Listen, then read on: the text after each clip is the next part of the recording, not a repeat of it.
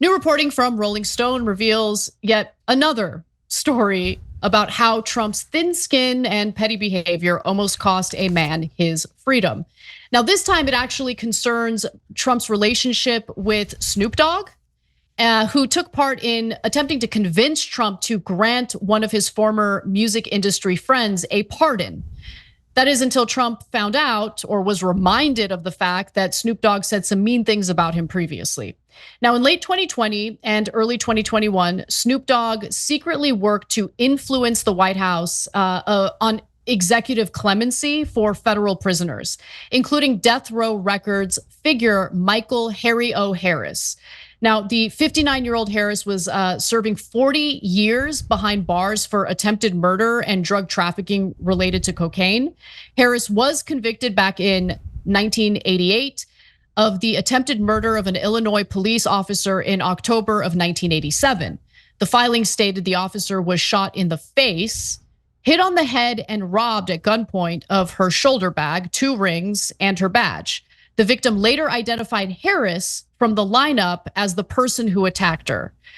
But Harris was released from state custody in 2011 after the police recanted and the attempted murder charges were dropped, okay? So Harris was then transferred to a federal prison to begin serving a nearly 20-year sentence for the cocaine drug trafficking. He wasn't slated to be released until 2028.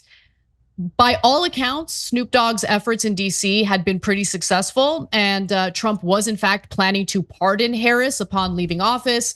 But on January 18th of 2021, the same reporter who put out this Rolling Stone piece published a piece in the Daily Beast about how Snoop's behind the scenes efforts, wrote about his efforts to free Harris. And in that article, in that very article, there was a reminder of some of the things that Snoop Dogg had said about Donald Trump previously. And he was not a fan of Trump previously. He was, well, I'll give you an example. So in 2017, Snoop Dogg released a music video for his song Lavender. And in that music video, there's a shot where he aims and fires a gun at a clown resembling Donald Trump. I mean, you guys can judge for yourselves. Obviously, that character resembles Donald Trump. And understandably, Trump didn't like that. And the two ended up firing insults back and forth, with Snoop Dogg saying anyone that liked him was a racist. Now, that's what happened previously. Apparently, Trump had forgotten about it until Rolling Stone had reminded him in a piece that they had published about Snoop Dogg attempting to get his friend freed. So in response to that, Trump said, well, F him. Trump moaned about Snoop Dogg. Suddenly, Trump didn't feel the rapper deserved an act of kindness or mercy. The clemency paperwork for Harris had already been drafted, and his name was on the roster of expected pardons and commutations that the White House planned to announce the day of Biden's inauguration. On January 18th of 2021, Trump instructed aides to remove Harris's name from the list and to junk his paperwork in order to punish Snoop Dogg, 2 former administration officials, and other sources familiar with the matter say.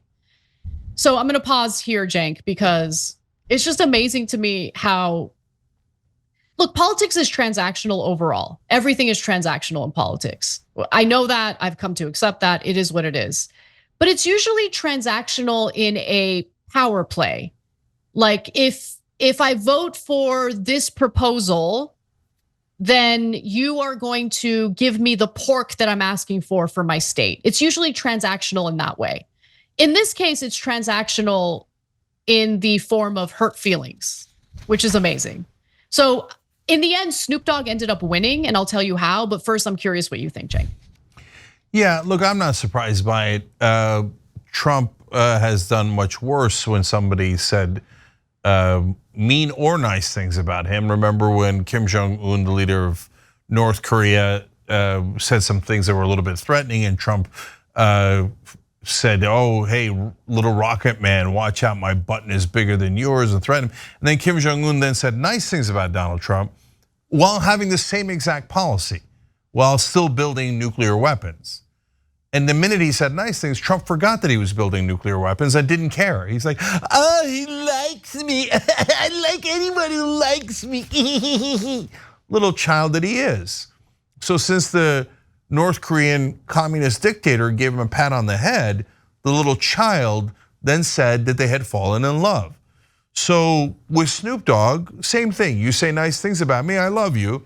And I'll get, oh, that guy, he's a murderer, he's not a murderer. I don't care, I don't care. It only depends on whether Snoop Dogg is being nice to me or being mean to me.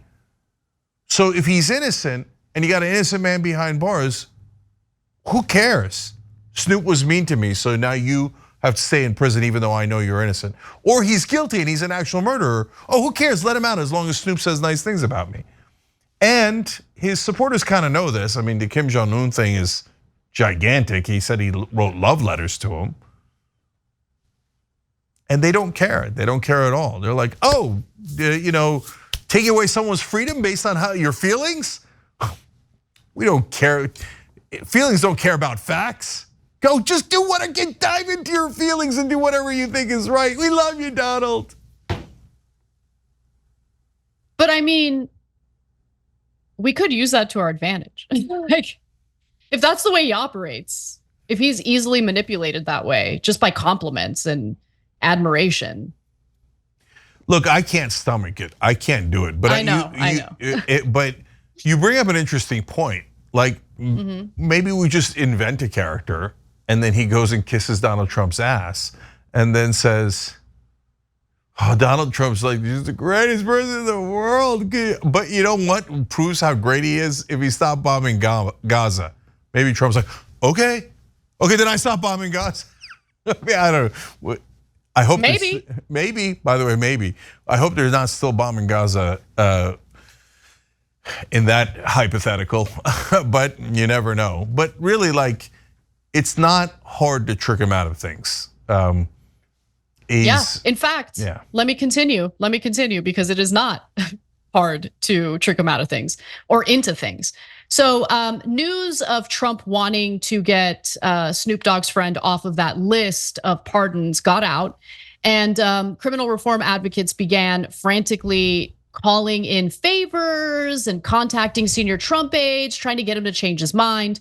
So at that point, they asked Snoop to post something positive about Trump online or to profusely apologize to Trump publicly or in private. Now, Snoop didn't want to debase himself too much. I love the word debase. Like, it isn't used often enough, but he didn't want to debase himself that much, but they did have another plan. So apparently a documentary was being filmed about the mission to get Harris released early. And the filmmakers had some unreleased footage of Snoop Dogg saying some pretty complimentary things about Donald Trump. So here's what they did. Trump was shown the documentary footage. The president said he appreciated what he saw as Snoop Dogg's sincerity and plaudits. The source with direct knowledge and a former Trump official say, about 24 hours before he was to step down from power, Trump instructed his advisors to re-add Harris's name to the pardon and commutations list. That's amazing. That is so amazing. Cenk, it's too easy. I know. I feel like we're missing out on an opportunity here. But guys, again, if you're an independent, forget MAGA. If you're an independent who's considering Trump because you can't stand Biden or whatever, look at this child. Look at this child. Look at how easily he's manipulated. All you have to see. I know, Cenk, but okay, I gotta jump in. Okay, look how easy he's manipulated. You have someone who you could actually change just by complimenting him. And then you have Biden, who like sees that he's losing support among key demographics in his base because of his support for Israel's war on Gaza. He's unmovable. You can't move him on it. He's gonna keep sending weapons, he's gonna keep supporting. And look, I'm not saying this to make the argument that Trump is better than Biden. I'm just saying in this very small slice of who they are as people, it seems as though it's easier to get Trump to champion some of the policies that we might want versus Biden, who doesn't give a damn about what his own base wants. You have 2/3 of Democrats wanting a ceasefire, and their president is giving them the middle finger. Just let that sink in for a minute. Yeah. And I think that's the difference between, honestly, most Democrats and what you see from Trump. Trump's base feels that he's looking out for them, that he listens to them, that he cares about them. Now, obviously, there are some examples that we've talked about on this show many, many times that show that he actually goes against some of their best interests, including the tax cuts for the rich. You get the point. But with Biden, once he's, and most Democrats, to be honest with you, once they're set on a certain policy, like supporting Israel no matter what, they're gonna support Israel no matter what, even if it means political suicide for themselves. I mean, okay, first to back up your point and then to counter it. Backing it up, like marijuana legalization is at 70%. Easy, no brainer. Easy way to get young votes. There's no downside. Nobody, like the 30% that's against marijuana legalization would never vote for Biden anyway, right? But he can't get himself to do it because he's frozen in time. He's a frozen caveman lawyer, old school SNL skit. And yeah, the Democratic leadership won't change a goddamn thing no matter what, no matter how much their voters want it, they don't care. They work completely for the donors. On the other hand, Trump is mercurial, he's fickle, he'll do whatever is only in his interest, doesn't care about the country at all. He lies to his voters all the time. He doesn't care about you guys. He'll do a big thing about like, Oreo better not work, we'll move out here, otherwise I'm gonna punish them, and Chris Christie, you're not allowed to have any Oreo cookies. And then they move out and he doesn't do anything. He never does anything that he actually promised you. Oh, I'm gonna build a wall, 6 months left in his term. He's like, oh right, the wall, I forgot the wall. What did he do in the rest of his term? Giant tax cuts for the rich and for corporations. That's the only person he serves. So yeah, I get it.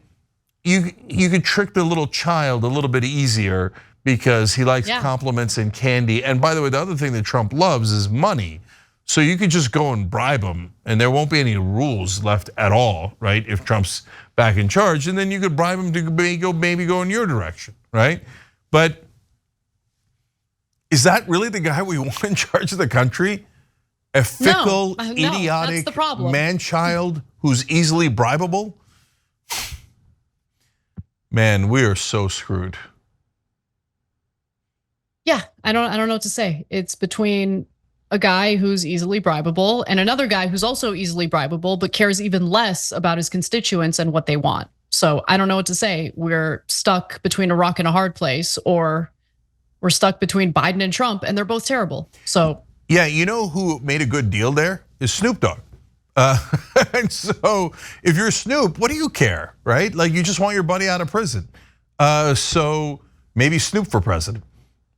So look, I know the media thinks that these politicians are revered figures, and that the more experience they have as a politician, the better they are, they're awesome, and we should all revere them. No, give me a random American, and I'll take them over Biden or Trump, and it's not even close.